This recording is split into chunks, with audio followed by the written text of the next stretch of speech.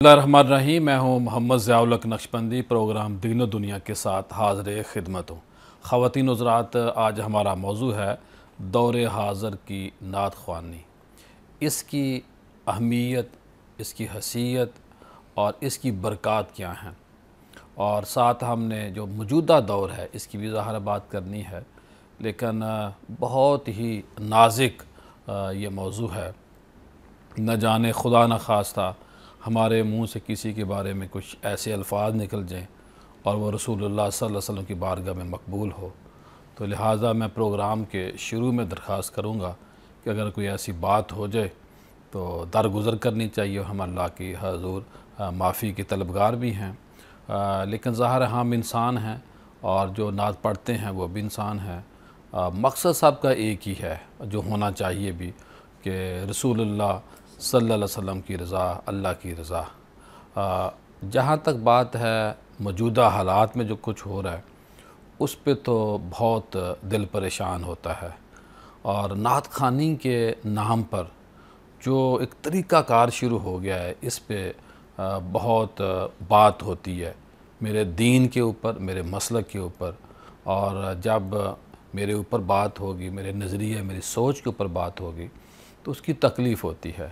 اور ساتھ بات یہ بھی ہے کہ ہمارے جو فاضلین ہیں، جو درس نظامی پڑھتے ہیں، جو شرح لکھتے ہیں کسی بھی کتاب کی، جو مفسر قرآن ہوتے ہیں، ان کی 40 سال کے بعد بھی 35 یا 40 ہزار تنخواہیں نہیں ہیں مدارس کے اندر، لیکن جو آج کا ایک چھوٹا سا نعت خواں ہو یا وہ آج کل نقیب محفل بن جاتے ہیں، وہ 25 30 35 سے نیچے بات نہیں کرتا، اور ساتھ وہ یہ بھی پوچھتا ہے کہ بھئی اوپر کیا ملے گا، یعنی اوپر کیا۔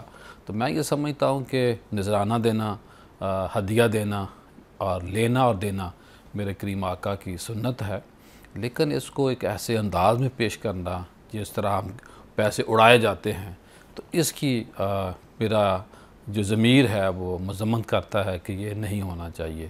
اور جو آج ہمارا موضوع ہے اس کی اہمیت، حیثیت بہت زیادہ ہے۔ ہمارے ساتھ موجود ہیں پیر سید غلام نقشبند جماعتی صاحب، ماشاءاللہ آپ ریٹائرڈ افیسر ہیں پنجاب گورنمنٹ کے، اور اس کے ساتھ ساتھ خلیفہ مجاز ہیں آستانہ عالیہ علی پور سیدنا شریف ناروال حضور امیر ملت حضرت پیر سید جماعت علی شاہ صاحب کا جو نام نامی اسم گرامی ہے وہ کسی تعارف کا محتاج نہیں ہے۔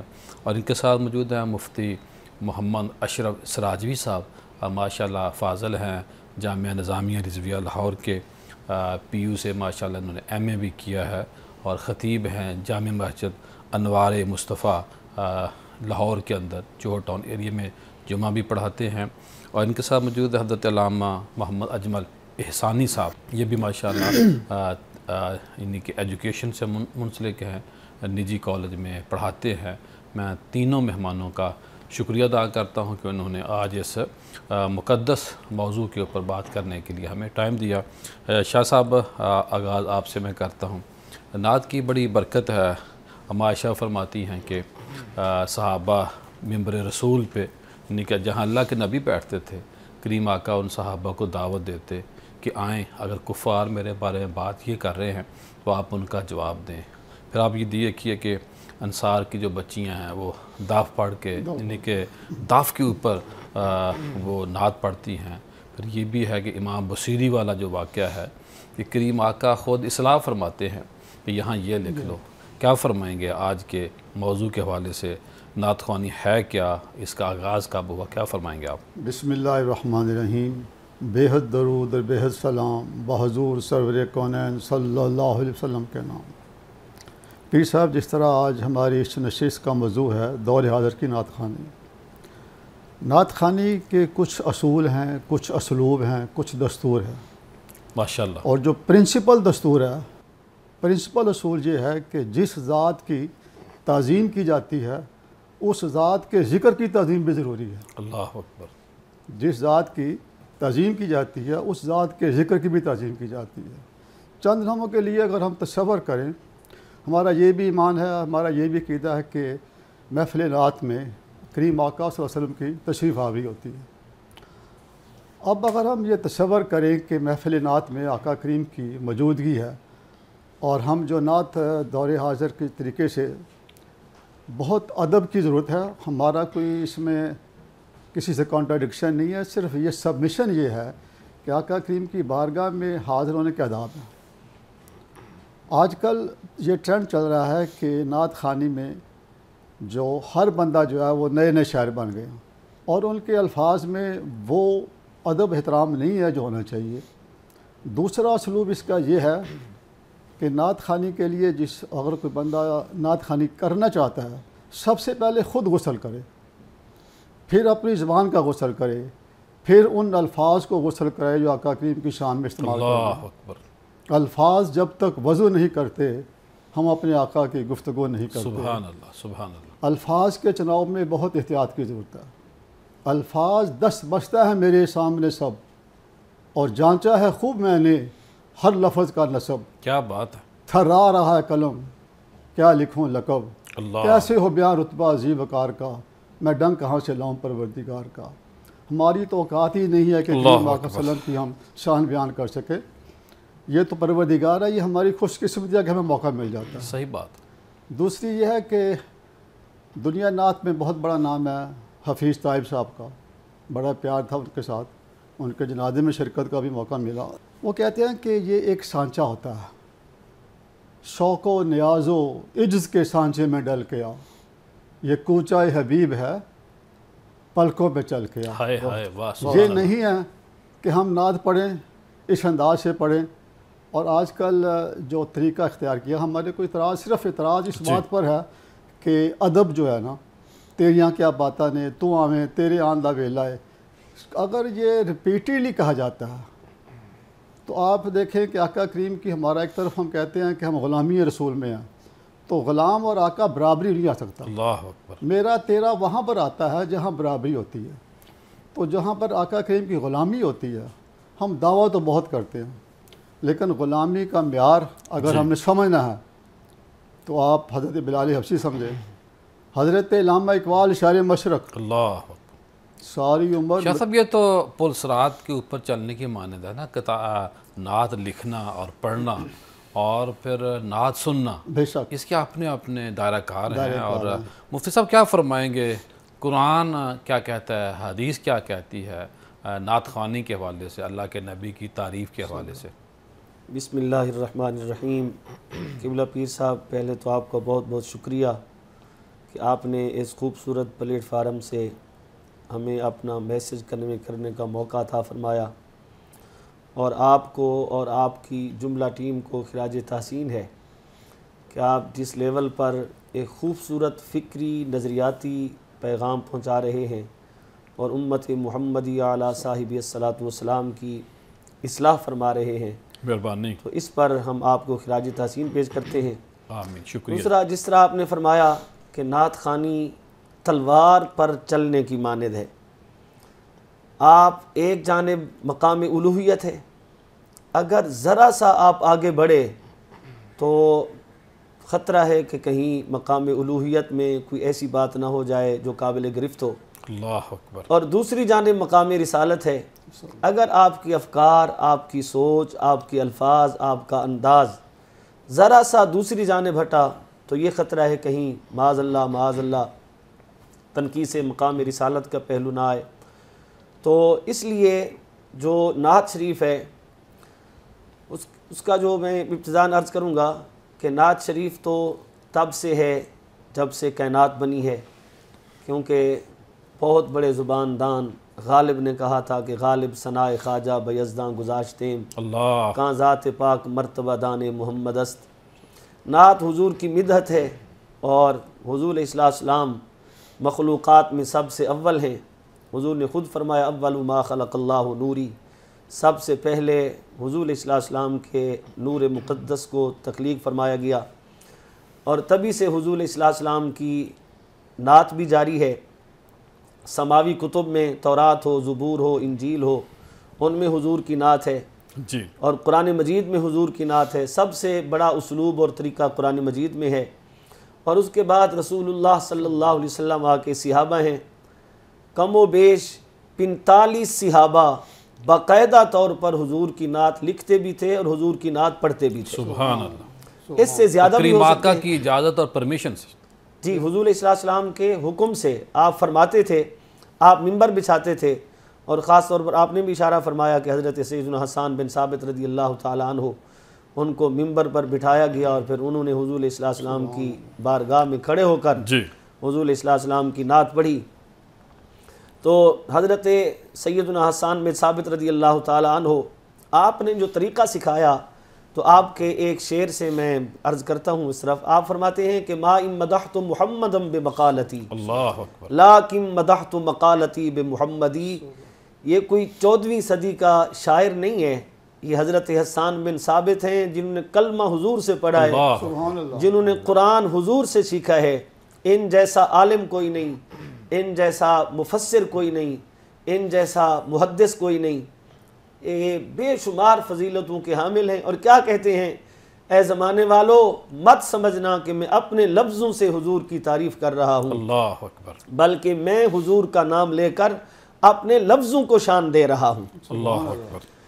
نعت میں سمجھتا ہوں کہ اگر ہم دیکھیں کہ ہم مومن ہیں, اور ایمان کیا ہے, ایمان محبت رسول ہے.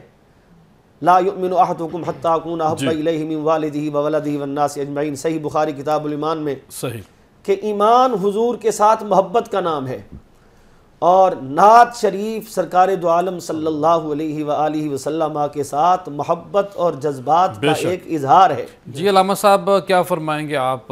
ورفعنا لک ذکرک, یہ تو اللہ نے اپنے حبیب کے بارے میں فرمایا کہ اے محبوب صلی اللہ علیہ وسلم, ہم نے آپ کا ذکر بلند کر دیا, آپ کی تعریف بلند کر دی ہے. اور ہم دیکھتے ہیں خاص طور پہ عام دنوں میں بھی اور ربیع الاول میں بالخصوص کہ جو میلاد منانے کی تعداد ہے, جو انداز ہیں وہ بڑھتے جا رہے ہیں. کیا فرمائیں گے آج کے جو نعت خواں ہیں ان کو کیسے آپ سمجھائیں گے پیار سے, اور ماضی میں جو نعت پڑھنے والے لوگ تھے ان دونوں کے حوالے سے آپ ہمیں روشنی دیں؟ بسم اللہ الرحمن الرحیم. اللہم صلی علی سیدنا مولانا محمد وعلی آلہ وصحبہ وبارک وسلم. سب سے پہلے پیر صاحب میں اس حوالے سے یہ عرض کروں گا, اگر ہم ماضی کے نعت خوانوں کی بات کریں اور آج کل کے جو نعت خواں ہیں ان کی بات کریں, تو دیر از اے ہیوج ڈفرینس, ان میں بہت زیادہ ڈفرینس ہے. اس کی ریزن کیا ہے, ہمیں اس ڈفرینس کو سمجھنے کے لیے جو پہلے نعت خواں ہیں ان کی نعت خوانی کس طرح کی ہوا کرتی تھی, اور جو آج کل کے نعت خواں ہیں ان کی شاعری کس طرح کی ہے, ان کا کلام کس طرح کا ہے, ان دونوں چیزوں کو سمجھنا پڑے گا. اگر ہم بات کریں پہلے نعت خوانوں کی, جیسا کہ علامہ صاحب نے بھی حضرت حسان بن ثابت رضی اللہ تعالیٰ عنہ کو کوٹ کیا, تو میں اس کے علاوہ اور جو دوسرے صحابہ کرام ہیں کہ جنہوں نے نبی کریم صلی اللہ علیہ وسلم کی تعریف کی, نبی کریم صلی اللہ علیہ وسلم کی حمد و ثنا بیان کی, اگر ان کی بات کریں تو نعت بیسیکلی یہ تعریف اور توصیف کا ہی نام ہے. نعت کو دیکھا جائے تو یہ نبی کریم صلی اللہ علیہ وسلم کے اوصاف, آپ کے کمالات, آپ کے اشغال جتنے بھی ہیں ان سب کو نعت کہا جاتا ہے. اور اگر ہم حضرت انس رضی اللہ تعالیٰ عنہ آپ کی بات کریں تو آپ بیان کرتے ہیں کہ ہم جب غزوہ خندق کے موقع پر مدینہ منورہ کے ارد گرد خندق کھودی جا رہی تھی, تو صحابہ کرام رضوان اللہ تعالیٰ علیہم اجمعین اس وقت خندق کھودنے کے دوران مٹی کے جو ٹوکرے ہیں اپنی پشت پر لاتے تھے, لے کر جاتے تھے, تو ساتھ ساتھ ان کی زبانوں پر یہ کلام جاری ہوتا تھا. وہ کلام کیا تھا؟ نحن الذین بایعوا محمدا. وہ کہتے تھے کہ جو ہے وہ ہم نبی کریم صلی اللہ علیہ وسلم, حضرت محمد مصطفیٰ صلی اللہ علیہ وسلم کے ہاتھوں بک چکے ہیں. ان کا ادب کا, ان کا یہ عالم تھا. ہم نے فروخت کر دیا اپنے آپ, ہم نے اپنے آپ کو فروخت کر دیا, دے دیا اپنے آپ, دے دیا نبی پاک صلی اللہ علیہ وسلم کے ہاتھوں. اور اس کے ساتھ ساتھ جو ہے وہ ان کا ایک اور انداز, جب ان کا ادب کا یہ عالم ہے, ان کی نعت خوانی کا یہ عالم ہے, ان کے اشعار کا یہ عالم. ہم کہتے ہیں کہ انسان کو ساری زندگی نبی کریم صلی اللہ علیہ وسلم کے حضور اپنا سلام پیش کرتے رہنا چاہیے. اگر ساری زندگی میں ایک دفعہ بھی سلام کا جواب آ گیا تو سمجھ لیں دنیا اور آخرت کی کامیابی آپ کو مل جائے گی.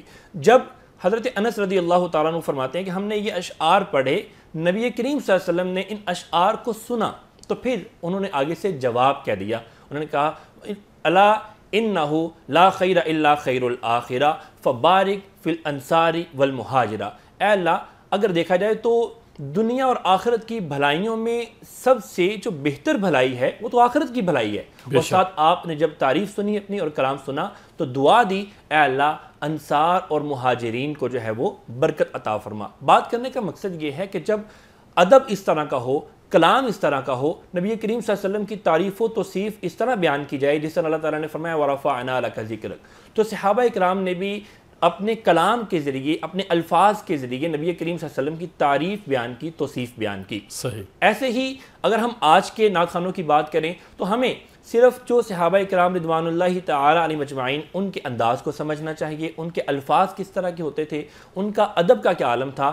اگر ہم آج کی نعت خوانی میں ادب کے عالم کو جو ہے وہ مد نظر رکھیں, ادب کے پہلو میں اس چیز کو بھی دیکھنا ہے کہ ماضی کے جو نعت پڑھتے تھے ماشاءاللہ, وہ تو ادب سب سے پہلا کرینہ کو دیکھتے تھے اور نظریں جھکی ہوئی ہیں, اور یہ نہیں ہے کہ پیچھے سے آواز کیوں نہیں آ رہی, دائیں سے کیوں نہیں آواز آ رہی, آپ کدھر دیکھ رہے ہو. بھئی ہم نعت جو پڑھنے آئے ہیں, سن کا جو مقصد ہوتا تھا کہ لوگوں کو سمجھانا ہے. یہ بڑی اہم باتیں ہیں خواتین و حضرات. ابھی پروگرام کا سلسلہ جاری ہے, ملتے ہیں مختصر بریک کے بعد. ہم بات کر رہے ہیں نعت خوانی کس انداز میں ہونی چاہیے, آج کی نعت خوانی کیا ہے, ماضی میں نعت کیسے پڑھی جاتی تھی, اور خاص طور پہ میں اس بات پہ توجہ دوں گا آپ لوگوں کی کہ جو اچھی نعتیں ہیں, نعتیں وہ ماضی کی ہیں, لیکن جو پڑھنے والے ہیں وہ تھوڑے سے نئے آگے ہیں. اور میں پہلے جو بات کی کہ کیونکہ یہ دین سے لوگ جڑے ہوئے ہیں, یہ درس نظامی کے پہلے سال میں بھی نہیں بیٹھتے, یا کوئی بڑی کسی نے چھلانگ ماری ہوگی تو پہلا سال, دوسرا یا تیسرا سال کرنے کے بعد وہ ایک کیسٹ پڑھتے ہیں, سنتے ہیں, یا سی ڈی لگا لیتے ہیں. آج کل تو ماشاءاللہ کیسٹ سی ڈیز کا دور نہیں ہے, اب تو وہ یوٹیوب پہ برمار ہے. اور پھر ایسے گانے جن کی طرز پہ نعتیں پڑھی جاتی ہیں, یہ بھی قابل مذمت ہے. نعت ایک اپنا جہان ہے, اور نعت یہی نہیں کہ بھئی ساؤنڈ بہت اچھا ہو, یا جو بلانے والا ہے وہ بہت اچھا ہو, یا سننے والے لوگ بہت زیادہ سامنے بیٹھے ہوں. بندہ نعت تو وہ ہے بندہ اکیلا بیٹھا ہو اور وہ پڑھے تو کریم آقا اور اللہ کی بارگاہ میں وہ جا رہا ہو ڈائریکٹ سلام, اور وہ نعت, یہ انداز ہے. شاہ صاحب کیا فرمائیں گے؟ مجھے تو یاد ہے میں آپ کے گھر حاضر ہوا تھا, آپ کے گھر میں تو بڑے تبرکات ہیں ماشاءاللہ, بڑی ہی نشانیاں ہیں, اور وہ جو نشانیاں ہیں وہ ایک میں کیا کہوں کہ جس طرح آپ نے کہا کہ دیکھیں اللہ کا بڑا کرم ہے, لیکن آپ کو یاد ہے میں نے تو کہا تھا کہ میں تو اس قابل ہی نہیں کہ ان مقدس چیزوں کو دیکھوں, ان نشانیوں کو دیکھوں, ان برتنوں کو دیکھوں, ان چٹائیوں کو دیکھوں. اور بڑا کرم ہے آپ کے اوپر. اور کیا فرمائیں گے کہ جو آپ نے تو بڑے بڑے لوگوں کو دیکھا ہے, اور میں یہ سوال بالخصوص آپ سے پوچھنا چاہتا ہوں کہ ماضی کے جو نعت پڑھنے والے تھے اور آج کے لوگ کس طرح, کیونکہ آج ماضی کو بھی آپ دیکھتے ہیں اور آپ حال کو بھی دیکھ رہے ہیں, کیا فرمائیں گے آپ؟ پھر صاحب جس طرح آپ نے فرمایا کہ نعت نعت ہی ہے, انداز اس کا جو ہے وہ بادب ہونا چاہیے. نعت کے الفاظ جو ہے وہ بیسیکلی ہماری محبت کا اظہار ہے. ہم آقا کریم کی بارگاہ میں اپنی ارزاش پیش کرتے ہیں, اور اگر نعت کے فلسفے کو سمجھنا ہے تو یہ ہمارے عشق کی محبت کی نشاندہی کرتا ہے. عشق یہ نہیں ہے کہ جس طرح آج کل جو ہے جس طرح فرما رہے ہیں کہ نعت اونچی آواز میں پڑھنا, بے ڈھنگ طریقے سے پڑھنا. حضرت علامہ اقبال رحمۃ اللہ علیہ شاعر مشرق, یہ عشق رسول میں اس کا غرق تھے. کسی نے پوچھا کہ علامہ صاحب آپ مدینہ شریف کیوں نہیں گئے؟ کہتے میں کس منہ سے جاؤں. تاریخ اس بات کی گواہ ہے کہ ان کا ویزا بھی لگ گیا تھا, پاسپورٹ بھی گیا تھا, پھر بھی لوگوں نے کہا کیوں نہیں جاتے؟ آپ فرماتے یار لوگوں نے کہا کوئی طریقہ نکالو. انہوں نے کہا ایک طریقہ نکل سکتا ہے کہ اقبال مدینہ جا سکتا ہے کہ جب میں مر جاؤں میری لاش کے ٹکڑے کر دو, اللہ اکبر, میری راہ کو جلا دو, اللہ اکبر, راہ کو جلا دو, پھر حجاز مقدس کے راستے میں پھینک دو. اللہ اکبر. ہوا جو اڑے ہندوستان سے اقبال, اڑا کے لے جائے مجھ کو غبار راہ حجاز میں. وہ فرماتے ہیں کہ جب مدینہ پاک کے مسافر جائیں اس رستے میں میری خاک بچھا دو, حاجیوں کے پاؤں سے میرے جسم کی خاک اللہ کے مدینے پہنچ سکتی ہے. اللہ اکبر. یہ فرماتے ہیں نا کہ تو غنی از ہر دو عالم من فقیر، روز محشر کے عذر ہے من پذیر، گر تو می بینی حسابم ناگزیر از نگاہ مصطفیٰ پہ. یہ اپنا اپنا انداز ہے، اپنا اپنے پیرامیٹرز ہیں. جتنا کوئی from the core of the heart, دل کی گہرائی سے آقا کریم کی بارگاہ میں آتا ہے، اتنا ہی اس کو اجر مل جاتا ہے. ہزار بار بشوئم دہن سے مشکو غلاب، ہنوز نامے تو گفتن کمال بے ادبی است. جی علامہ صاحب، میں نے پہلے شروع میں بھی کہا اور میں ہر بار ڈرتے ہوئے کہہ رہا ہوں کہ جو آج کے نعت خواں مفتی صاحب بہت انہوں نے رویہ بدل دیا ہے، اور میں یہ سمجھتا ہوں کہ کم از کم ایک بڑے اچھے عالم دین کی سپیچ ہونی چاہیے ہر محفل نعت کے اندر، اور وہ سربراہی اور سرپرستی کرے. تو مفتی صاحب اس پہ کیا فرمائیں گے، کیا گائیڈ کریں گے؟ ہم نے نعت سننی بھی ہے، سنانی بھی ہے، اس کی تشہیر بھی کرنی ہے، لوگوں کے اندر ذوق اور شوق بھی پیدا کرنا ہے، لیکن جس طرح میں نے سوال کیا ہے اپوزٹ اتنی زیادہ احتیاط کی بھی ضرورت ہے. کیا فرمائیں گے آپ؟ جی قبلہ پیر صاحب، آپ نے بالکل درست فرمایا. اس حوالے سے میری سب سے پہلی گزارش یہ ہے کہ نعت لکھنے کے حوالے سے کچھ اسلوب اور کچھ ضوابط ہیں. جی. ان میں سب سے پہلا ضابطہ یہ ہے کہ جو نعت لکھنے والا، بلکہ یہ عام طور پر ہے، اگر آپ کسی بھی شخصیت کے بارے میں لکھتے ہیں یا بولتے ہیں، آپ کو اس شخصیت کے بارے میں علم ہونا چاہیے. اگر کوئی شخص سید عالم سرور کائنات مفخر موجودات امام الانبیاء حضرت محمد مصطفیٰ صلی اللہ علیہ وآلہ وسلم آپ کے بارے میں کچھ لکھ رہا ہے یا بول رہا ہے یا کوئی نعتیہ کلام لکھ رہا ہے، تو کیا وہ سرکار دو عالم صلی اللہ علیہ وآلہ وسلم کی حیات طیبہ سے واقف ہے؟ اس نے کچھ کتابوں کو کھنگالا ہوا ہے؟ وہ اس قابل ہے؟ اگر بالفرض وہ اپنے جذبات کا اظہار کرتا بھی ہے تو میری انتہائی ادب سے بڑے اعلیٰ لوگ ہیں جن کی زبان سے حضور کا نام نکلتا ہے، وہ بہت اعلیٰ لوگ ہیں. ہم بالکل کوئی تنقیص والی بات نہیں کرتے. ان کی خدمت میں دست بستہ گزارش ہے، جتنے شعراء ہیں وہ کم از کم اتنا ضرور کریں کہ اپنے علاقہ کے کسی مستند اہل سنت عالم دین سے رابطہ کریں. جی. اور جو کلام وہ لکھتے ہیں چیک کریں، ان کو چیک کروائیں. اگر وہ جید عالم دین کہہ دے بھی ٹھیک ہے آپ پڑھیں تو اس کو پڑھیں، اور اگر وہ نہیں ہے تو پھر اس کی اصلاح کروائیں. اور یہ بات سرکار دو جہاں صلی اللہ علیہ وآلہ وسلم سے ثابت ہے. حضرت کعب بن زہیر قصیدہ بانت سوات ہمارے عربی ادب کا ایک بہت بڑا خزانہ ہے. جس وقت وہ ان کو حضور علیہ السلام نے فرما دیا تھا فتح مکہ کے موقع پر کہ یہ جہاں ملیں ان کو قتل کر دیا جائے، پھر یہ چھپتے چھپاتے حضور کی بارگاہ میں آ گئے، تو انہوں نے آ کے حضور کی بارگاہ میں کہا کہ نبیت ان رسول اللہ قد اوعدنی والعفو عند رسول اللہ مأمول، کہ مجھے تو بتایا گیا کہ حضور سخت ناراض ہیں، لیکن میں نے ان کے رخ بددعا کو تکا تو مجھے تو پتہ چلا کہ ساری امیدیں وابستہ ہی ان کے دامن سے ہیں. تو اسی قصیدہ بانت سوات میں حضور علیہ السلام نے ان کی اصلاح بھی فرمائی، اور سرکار دو جہاں صلی اللہ علیہ وآلہ وسلم اصلاح فرماتے تھے. ہمارے بڑے لوگ تھے جن کے اندر یہ جذبہ تھا. میں حضرت ڈاکٹر علامہ محمد اقبال رحمۃ اللہ علیہ کے حوالے سے ایک بات عرض کروں گا، بڑی معروف ہے. حضور علیہ السلام کے روضہ انور کے سامنے کچھ عرصہ پہلے کھجور کے درخت تھے. اب تو وہاں صورتحال بدل گئی ہے، آپ بھی جانتے ہیں. جی جی.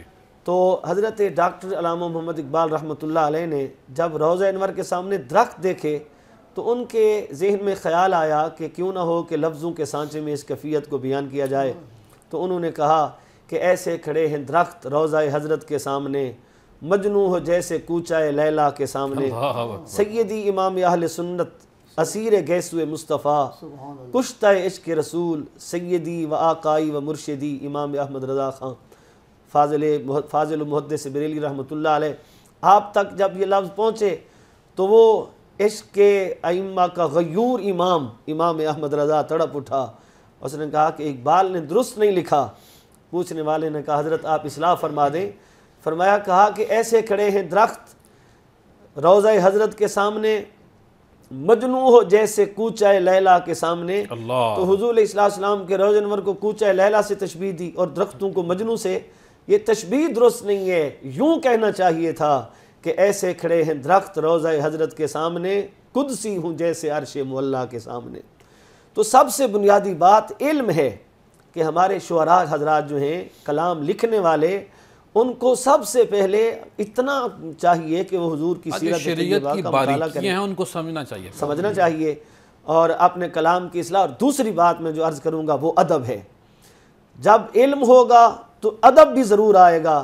نبی اکرم نور مجسم صلی اللہ علیہ وآلہ وسلم کے نام نامی، اسم گرامی، آپ کی بات، آپ کی صورت، آپ کے شمائل، آپ کے خصائص، آپ کے فضائل، آپ کے معجزات، آپ سے جڑی جس چیز کو بھی بیان کرنا ہے، سب سے پہلے ادب ہے۔ اور عشق کا امام جامی یہ درس دے گیا ہے کہ اگر میں مشک و عنبر سے 1000 بار بھی اپنی زبان کو دھو لوں تو اس کے بعد بھی مجھے حضور کا نام لیتے ہوئے شرم آتی ہے۔ کاش کہ یہی جذبے ہمیں نصیب ہوں، ادب اور علم کی یہ دولت ہمیں نصیب ہو، اور ہم اسی ادب اور علم کے سمندر میں غوطہ زن ہو کر پھر لفظوں کی مالا پرو کر جب سنائیں گے تو سننے والوں کے دل میں بھی عشق رسالت مآب کی شمیں پھوٹیں گے انشاءاللہ۔ جی اجمل صاحب کیا فرمائیں گے جو آج کل محافل نعت میں خرافات ہیں، اس کو کیسے ہم دور کر سکتے ہیں؟ کوئی ایسا لائے عمل، کوئی محافل نعت کے حوالے سے کام ہونا چاہیے، کچھ میٹنگ ہوں؟ اور میں یہ سمجھتا ہوں کہ جہاں پہ بھی یہ میری رائے ہے کہ جہاں پہ محفل نعت ہونے والی ہو وہاں جو انتظامیہ ہے، جو پارکوں میں یا گلیوں میں کرتے ہیں لوگ، ان کو چاہیے کہ وہ مقامی جو بڑا ادارہ ہو وہاں رجوع کریں کہ جی ہم یہ پروگرام کرنے جا رہے ہیں، آپ نے سرپرستی فرمانی ہے، آپ ہمیں بتائیں کہ ہم کس کو بلائیں یا کس کو نہ بلائیں، اور جو نعت پڑھنے آ رہا ہو اگر اس سے یہ پوچھ لیا جائے کہ بھئی آپ نے جو کلام پڑھنے ہیں وہ آپ ہمیں واٹس ایپ کر دیں، آپ ہمیں پہلے فراہم کر دیں تو ہم اس کو خود بھی دیکھ لیں اور اپنے جو ہمارے اہل علم ہیں ان کو بھی دکھا لیں۔ تو کیا خیال ہے اس حوالے سے، مزید کیا کہیں گے آپ؟ دیکھیے پیر صاحب، آپ نے بہت اچھی بات کی ہے کہ اگر محفل نعت اگر کسی نے منعقد کرنی ہے تو اس میں جو ہونے والی خرافات ہیں ان سے کیسے بچا جائے۔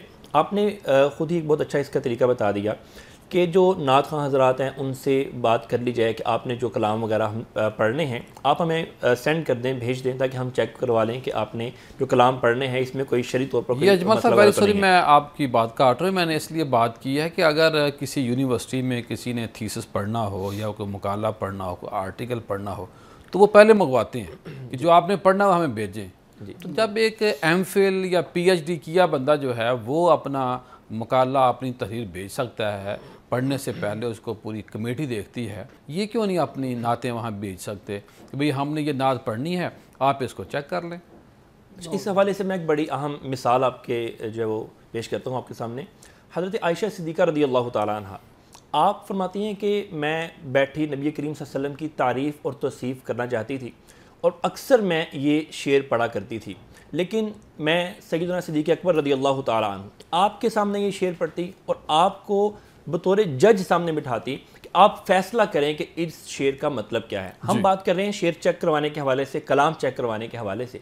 تو حضرت عائشہ فرماتی ہیں کہ میں نے یہ کلام پڑھا، میں نے یہ شعر پڑھے، اب یدا حتی یستسقل ماء بوجہی، یعنی آپ فرماتی ہیں کہ میں نے یہ شعر پڑھا کہ کورے مکھڑے والے، یہ ادب کی بات کر رہا ہوں، آپ کی تعریف کی بات کر رہا ہوں، آپ کی توصیف کی بات کر رہا ہوں کہ گورے مکھڑے والے کہ جن کے توسل سے بارش مانگی جاتی ہے، رفیق الیتامى و عصمۃ للارامل، وہ فرماتے ہیں کہ وہ یتیموں کے سہارا ہیں اور بیواؤں کے آسرا ہیں۔ اب یہاں پر جب حضرت عائشہ صدیقہ رضی اللہ تعالیٰ عنہ آپ نے یہ کلام پڑھا تو سیدنا صدیق اکبر رضی اللہ تعالیٰ عنہ فوراً آپ نے فرمایا ذاک واللہ رسول اللہ صلی اللہ علیہ وسلم، اللہ کی قسم اس سے مراد نبی آخر الزمان صلی اللہ علیہ وسلم کی ذات ہے، یعنی آپ نے اس کی توثیق کر دی۔ تو آج کل بھی اگر جو محفل نعت منعقد کروائی جاتی ہیں ان میں ہم خرافات سے بچنا چاہتے ہیں، دیکھیں نعت صرف وہ نہیں جو کلام ہم جو ہے وہ سر لگا کر پڑھ لیتے ہیں یا طرز سے پڑھتے ہیں،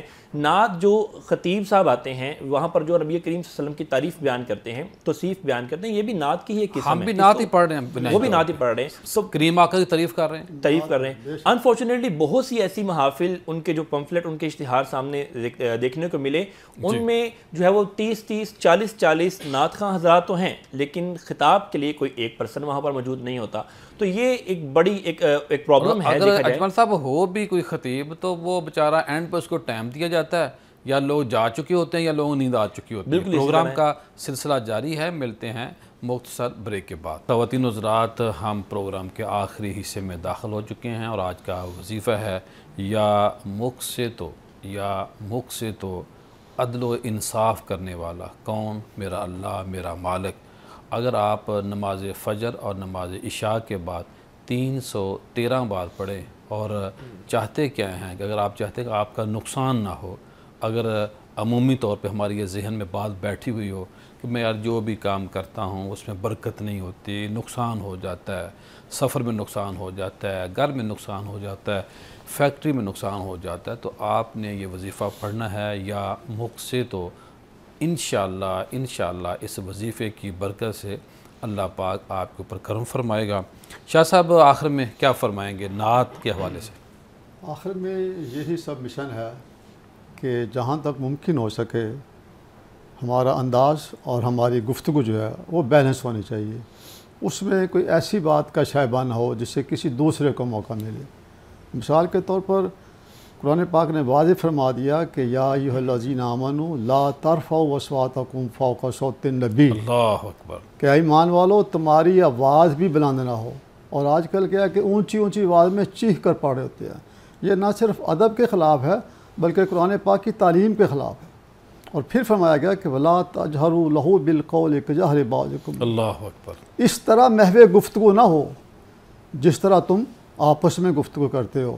اور آقا کریم کے شان میں یہ لفظ استعمال کرنے سونا مائیا سجن سونا آیا ساجگن بازار, یہ بیسیکلی نعت نہیں ہے, یہ نعت کے ادب کے خلاف. یہ دیکھیں میں یہ سمجھتا ہوں کہ یہ کوئی اچھے جو شعراء حضرات ہیں, کوئی مسند جو ہیں شاعر لکھنے والے جو نعت ہیں وہ لوگ نہیں ہیں. تو کلام آپ کا میرا خیال ہے یہ مقصد ہے بالکل صحیح کہ ہم جب نعت پڑھتے ہیں تو پہلے یہ دیکھیں کہ یہ کلام لکھا کس نے. بس اس کے ٹیکسٹ پر غور کیا جائے اور ادب کے ساتھ رہ جائے. یہی التجا ہے کہ نعت خوانی جو ہے یہ بہت بڑا مقام ہے. اور کوئی ایسے ایک دو واقعات بتائیں کہ آپ کی موجودگی میں کوئی محفل نعت میں ایسا کلام پڑھا گیا. ایسا کلام اکثر ہو جاتا ہے جی. ایک پروگرام تھا پروفیسر جمیل صاحب کے یہاں, تو بریسٹر ریاض گیلانی صاحب جنہوں نے ہمارا کیس لڑا تھا قادیانیوں کا, یہ ہمارے وکیل تھے, اور جو شرفو صاحب جو تھے وہ قادیانیوں کا وکیل تھے. ایک محفل میں صاحب علم تھے, انہوں نے بار بار لفظ تو تمہارے کا استعمال کیا. تو میں نے کراس کرنے کے لیے, صرف یہ نہیں کہ کوئی کانٹراڈکشن تھا, میں نے کہا یار تم نے اچھی بات کیا یہ وہ. جب میں نے اس کو تم کہا نا تو وہ سیخ پا ہو گیا, تمہیں تمیز نہیں بولنے کی. میں نے کہا کہ لفظ کو تم اپنے اوپر ایکسرسائز نہیں کر رہے. اللہ اکبر. تو کریم آقا کی ذات کے لیے تم کتنے جرأت سے کہہ رہے ہو. پھر اس نے کہا جی کہ شاہ صاحب یہ طریقہ نہیں, آپ مجھے بعد میں بتا دیتے. تو گیلانی صاحب بول پڑے, وکیل تھے جی, کہتے مفتی صاحب لقمہ تو قرآن شریف کے پیچھے بھی جائے گا. ٹھیک ہے, آپ کی گفتگو اگر امام صاحب سے غلطی ہو جائے اس پہ وہاں بھی جائے. تو اگر سیدزادے نے کہہ دیا تو کوئی مسئلہ نہیں ہے تھوڑا سا, بلکہ سامنے تو کھڑا اس لیے کیا جاتا ہے, اسی لیے کیا جاتا ہے. تو کوشش یہ کرنی چاہیے کہ ادب کے ساتھ چلنا چاہیے. جی مفتی صاحب کیا فرمائیں گے آخر میں؟ جی قبلہ پیر صاحب, میں نے جیسے عرض کیا شاعر کے لیے علم کا ہونا ضروری ہے, ادب کا نہ ہونا ضروری ہے. اور میں آخری بات انتہائی ادب سے اپنے احباب کی خدمت میں گزارش کروں گا. اگلی بات ہے نعت خوان کا کردار. جو نعت پڑھنے والا ہے ایک تو عام طور پر اس کا کردار ایسا ہونا چاہیے کہ وہ سمجھے کہ میں حضور سید عالم صلی اللہ علیہ وسلم کی بارگاہ میں مدح سرائی کرنے والا ہوں. تو اسے فرائض و واجبات پر کاربند مستقلاً ہونا چاہیے کم از کم, اور اسے جو حرام کام ہیں اور ناجائز ہیں ان سے بچنا چاہیے. اور دوسری بات جو میں عرض کروں گا وہ نعت کے دوران نعت خوان کی باڈی لینگویج ہے کہ وہ کس کی بارگاہ میں کھڑا ہوا ہے. ایمانداری سے بتایا کہ اگر علاقے کا ایس ایچ او سامنے بیٹھا ہوتا اور اس کے سامنے اس کو کچھ کہنا پڑتا تو کس انداز سے ادب کے ساتھ کھڑا ہو کے اس کے سامنے کہتا. زبان سے تو کہتے ہو حضور دیکھ رہے ہیں, سرکار کی جلوہ گری ہے, اور پھر جو باڈی لینگویج ہے بار بار اچھلنا کودنا, ان کا ہاتھ یوں اٹھانا, اور پھر سٹیج پہ گھومنا پھرنا اور لوگوں کو مخاطب کرنا کہ تم ادھر کرو تم ادھر کرو. وہ جو کچھ بھی ہے وہ بیان کرنے کی ضرورت نہیں ہے, وہ سب حضرات جانتے ہیں. بلکہ نعت پڑھنے والا اس طرح پیکر ادب ہو، اگر وہ کچھ نہ بھی بولے تو اس کی کیفیت کو دیکھ کر سمجھ جائیں کہ یہ کس اونچی بارگاہ میں اپنا نذرانہ عقیدت پیش کرنے والا ہے۔ انتہائی ادب کے ساتھ آپ نے بڑی خوبصورت بات کی اور میں اس کی تائید بھی کرتا ہوں، اور ایک جملہ ساتھ میں ایڈ کرتا ہوں۔ ایک تو اہل علم کے ساتھ رابطہ کریں، اپنے جید علماء کے ساتھ رابطہ کر کے ان کی مشاورت کے ساتھ محافل نعت کا انعقاد کروائیں۔ اور دوسری بات یہ تھوڑا ایڈ کر، جید سے مراد ہے کہ صاحب مطالعہ عالم دین، صاحب مطالعہ علماء، ہمارے ہاں بھی بڑے مسائل ہیں۔ ہاں جی بالکل، اور میں یہ بات عرض کرنا چاہتا مفتی تھا بھی لکھا ہوتا ہے، علامہ بھی، فلاں فلاں، لیکن وہ مطالعہ نہیں ہوتا۔ میں ایک بات آپ کو ادب کے ساتھ گزارش کروں گا کہ جس طرح آپ نے آج کا سیشن نعت پر رکھا ہے، تو ایک سیشن خطاب کی آداب پہ بھی رکھیں کہ محفل میں جو خطاب کرنے والے حضرات ہم ہیں تیار ہیں کہ مسئلہ نہ بن جائے، تو ان کا جو طرز خطاب ہے وہ اس کے لیے کیا شرائط و ضوابط ہیں وہ بھی ہوں۔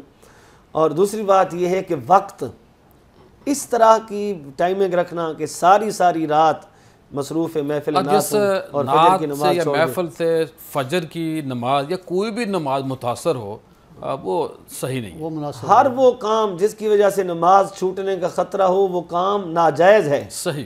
شرعاً۔ اہل علم کے ساتھ رابطہ کریں۔ میرے نبی صلی اللہ علیہ وسلم اذان جب سنتے تھے تو آپ کے اوپر کیا گزرتی تھی؟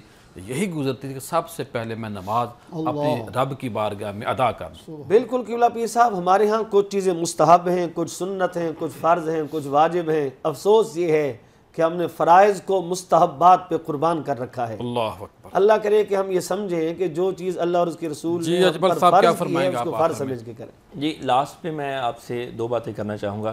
ایک تو یہ سب سے پہلی میں بات یہ کر دوں کہ کوئی بھی لینگویج ہے نا، language area to area vary کرتی ہے، ایسے ہی ایرا ٹو ایرا ویری کرتی ہے۔ اگر ہم دیکھیں جو ورڈز آج کل کے جو لیک آف اویئرنیس ہے، میں کہوں گا اس کو لیک آف ایجوکیشن ہے، لیک آف نالج ہے، جس کی وجہ سے نعت خواں اور جو آج کل کلام پڑھے جاتے ہیں ان میں بہت سے مسائل ہیں۔ تو اس میں ہونا یہ چاہیے جیسے تو، تیرا، تمہارا۔ اب definitely we will not allow to any one to say these kind of words for me, for our parents, for our relatives. So how we can use these kind of words for our beloved Prophet صلی اللہ علیہ وسلم۔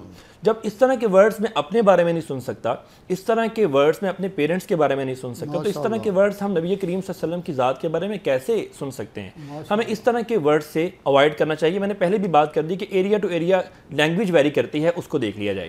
اس کے بعد جیسے کہ آج کل بڑا انوویشن کا دور ہے، ہم کہتے ہیں کہ بہت آج کل نئی چیزیں آ چکی ہیں، ہم اپنی نعت خوانی کے اندر نئے انسٹرومنٹس تو یوز کرتے ہیں اپنی آواز کو اچھا ثابت کرنے کے لیے۔ حالانکہ اس کے اندر جو نبی پاک صلی اللہ علیہ وسلم کی تعریف بیان کرنا ہے، ہم ایسے بھی بیان کر سکتے ہیں، لیکن ہم ان مسائل کا حل اس انداز سے فائنڈ آؤٹ کر سکتے ہیں کہ اس جدید دور کے اندر جو ورکشاپس کی جائیں، ایسے ہی جو ہے وہ ویڈیو لیکچرز ہوں، پراپر اس حوالے سے لوگوں کو اویئرنیس دی جائے، نعت خوانوں کو پراپر گائیڈ کیا جائے، تاکہ ہماری محافل جو ہیں وہ ان تمام طرح کی خرافات سے بچ سکیں اور ہم خود بھی ان مسائل کا شکار ہونے سے اپنے آپ کو بچا سکیں۔ بہت شکریہ، بڑی مہربانی خواتین حضرات۔ یہ جو پروگرام آج کا ہوا، یہ گزارشات ہیں، یہ آراء ہیں، اور اگر آپ کو پسند آئیں تو اس پہ عمل کر لیں، ورنہ ہم بھی اللہ کی بارگاہ میں جواب دہ ہیں، آپ بھی اللہ کی بارگاہ میں جواب دہ ہیں۔ ہم آپس میں لڑ نہیں سکتے، ہمیں لڑنا نہیں چاہیے، لیکن صراط مستقیم پہ چلنا ہے، سب کچھ کرنا ہے، لیکن اعتدال، میانہ روی کے اندر رہ کے کرنا ہے۔ اگر خدا نخواستہ آج کے موضوع کے اندر ہمارے اندر کوئی فطور ہو یا کسی کو نیچ دکھانا مقصد ہو تو ہمارا نقصان ہوگا۔ اگر آپ ہماری ان سنی ہوئی باتوں میں سے فائدہ حاصل نہیں کریں گے اور یہ سمجھیں کہ اگر میں یہ باتوں پہ عمل کروں گا تو میری توہین ہوگی، جو ہم نے آراء پیش کی ہیں، تو اس سے شاید آپ کا بھی نقصان ہو سکے۔ کل دوبارہ آپ سے ملاقات ہوگی۔ السلام علیکم۔